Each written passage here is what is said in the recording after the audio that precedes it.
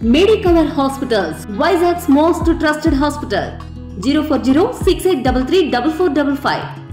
అందులో భాగంగానే తెలంగాణ రాష్ట్రంలో చాలా హాస్పిటల్స్, అంటే ఇది Hyderabad is the hub for hospitals, కానీ నా ఆలోచన హెల్త్ టూరిజం హబ్ను ఒకటి క్రియేట్ చేయాలని మా ప్రభుత్వం ఆలోచన చేస్తుంది.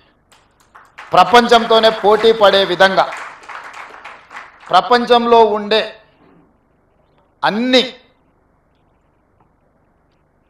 జబ్బులకు సంబంధించి ఇక్కడనే వైద్యం అందే విధంగా ఒక హెల్త్ టూరిజం హబ్ని డిజైన్ చేయాలని ప్రాథమికంగా మేము ఒక అంచనాకు వచ్చినాం. శంషాబాద్ ఇంటర్నేషనల్ ఎయిర్పోర్ట్ చుట్టుముట్టూత స్థలాన్ని సేకరించి ఒక 500 నుంచి 1000 ఎకరాలలో ప్రపంచంలో ఉండే రాణించిన ఈ రంగంలో పేరుగాంచిన సంస్థలను అన్నిటిని కూడా రప్పించి అక్కడ వాళ్ళకి అనుమతులు ఇచ్చి ప్రపంచ దేశాలలో నుంచి ఎవరైనా హైదరాబాద్కి వెళితే ఎలాంటి జబ్బుకైనా వైద్యం అందుతుంది అనే విధంగా తీర్చిదిద్దాలన్న ఆలోచన మా ప్రభుత్వం చేస్తున్నది. ప్రధానంగా హెల్త్ ఆర్గనైజేషన్స్లో పనిచేసే డాక్టర్లే కానీ నిపుణులకు తెలుసు, ఈరోజు మన దేశంలో అత్యధికంగా మిడిల్ ఈస్ట్ కంట్రీస్ నుంచి చాలామంది పేషెంట్స్ ఇక్కడికి వచ్చి వైద్యం చేయించుకొని వెళ్తున్నారు. వాళ్ళకి రావడానికి పోవడానికి అవసరమైన విమాన సౌకర్యాలే కాదు, విమానాశ్రయంలో దిగిన తర్వాత కూడా వాళ్ళకి ఎలాంటి ఇబ్బంది జరగకుండా ఒక గ్రీన్ ఛానల్ ఏర్పాటు చేసి మిడిల్ ఈస్ట్ కంట్రీస్ నుంచి ప్రధానంగా ఇక్కడ వైద్యం కోసం వచ్చే వాళ్ళకందరికీ కూడా ఒక అద్భుతమైన సౌకర్యాలు ఏర్పాటు చేయాలన్న ఆలోచన మా ప్రభుత్వానికి ఉన్నది. తప్పకుండా ప్రణాళికతో ముందుకు వస్తాము. ఆ ప్రణాళికలో భాగంగా ఇంతకుముందు అన్న బాలకృష్ణ గారు, నామ నాగేశ్వరరావు గారు బసవతారకం క్యాన్సర్ హాస్పిటల్కి అదనంగా ఇంకా కొంత స్థలాన్ని కేటాయిస్తే మేము సేవల్ని విస్తరిస్తామని వారు చెప్పడం జరిగింది. ఆ హెల్త్ టూరిజం హబ్లో తప్పకుండా బసవతారకానికి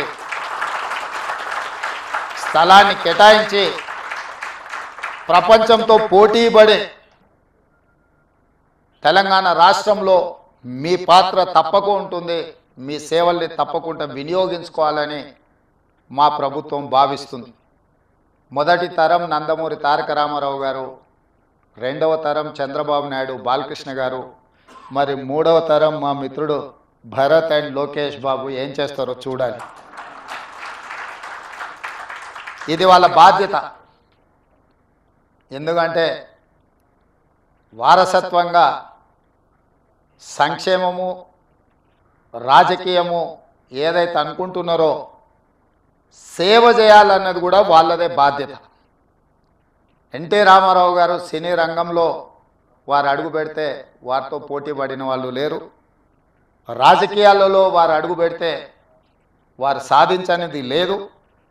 ఈ దేశంలో ఈనాడు సంకీర్ణ రాజకీయాలకు పునాది పడ్డది కేంద్ర స్థాయిలో, రాష్ట్ర స్థాయిలో అంటే national front, United front, NDA లాంటి ఈ సంకీర్ణ రాజకీయాలకు పునాదులు వారు వేసిండ్రు. ఈరోజు దేశ రాజకీయాలనే సంకీర్ణ రాజకీయాలు ఈరోజు నడిపిస్తున్నారు.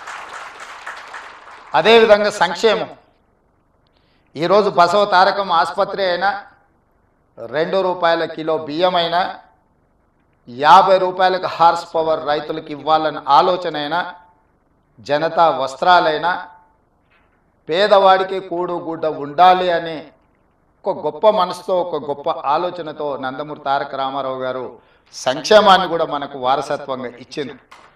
అందుకే యువమిత్రులు లోకేష్ అండ్ భరత్కి నా సూచన, సినీ రంగం ఎలాగూ మా బాలకృష్ణ గారు చూసుకుంటారు, అది వదిలేసి రాజకీయం సంక్షేమం వీళ్ళిద్దరూ ఇంకా ముందుకు తీసుకెళ్ళాలి. వారికి బ్రాహ్మణి గారు, తేజు వీరు కూడా బాధ్యత తీసుకొని ఈ కార్యక్రమాన్ని ముందుకు తీసుకెళ్లాలని వారికి సూచన చేస్తూ ఇంత మంచి కార్యక్రమాన్ని ఏర్పాటు చేసి మా బాలయ్య బాబు గారు 25వ వార్షికోత్సవానికి రావాలని వారు ఆహ్వానించారు. కానీ చైర్మన్ బాలకృష్ణ గారికి నేను ఇంకొక మాట ఇస్తున్నా, 30వ వార్షికోత్సవానికి కూడా నేనే వస్తాను.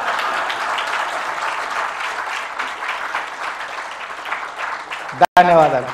మరిన్ని వీడియోస్ కోసం ఛానల్ ని సబ్స్క్రైబ్ చేయండి, లేటెస్ట్ అప్డేట్స్ కోసం వాట్సాప్ ఛానల్ ని ఫాలో చేయండి అండ్ లింక్ డిస్క్రిప్షన్ లో ఉంది.